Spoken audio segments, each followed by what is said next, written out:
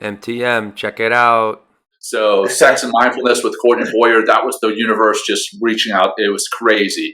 I had reached out to Will and saying, hey, we should do a show on sex and mindfulness. I scoured my network and looked for a sex therapist, didn't find one anywhere.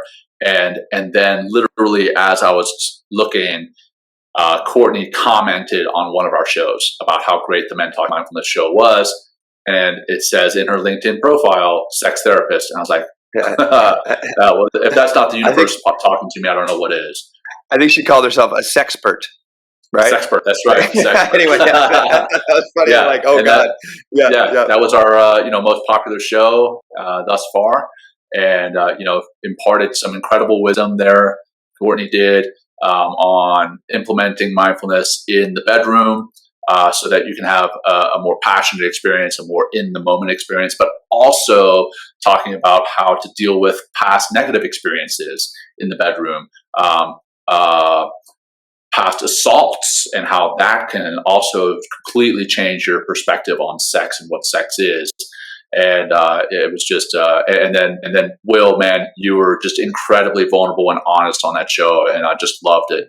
So over to you. I wanted to say, actually, yeah. I mean, I thought about the show, and like when I was like going through that time in my life when I was like overcoming my premature ejaculation, right? I was trying to get away from the whole being the 2-pump chump.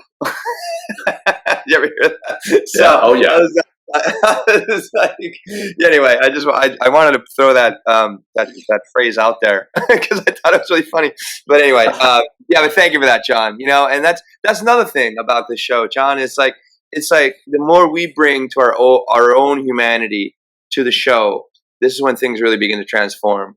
And the people that are listening out there, it's like, I mean, that I think I just want to make that note for everybody. Like when you show up in your full humanity with your own compassion and your own like faults, and just realize that it's just like, okay, this is just who I am. I mean, it's not even a fault. It's just like, this is like, you can work on a lot of these things through mindfulness, and not just sex, but all the things we're going to talk about today. And you can really begin to transform your own life, right? And then taking those opportunities to hack in and be like, look, I need to fix this.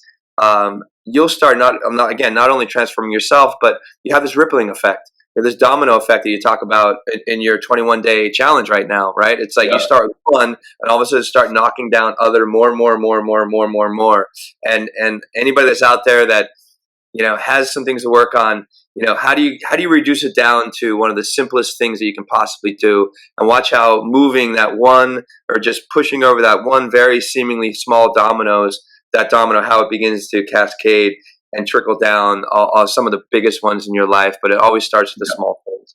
So the book The One Thing has a really interesting graphic in it about dominoes. I mean, obviously we're talking about the domino theory and how that applies in your life and how that can change with just making one small change.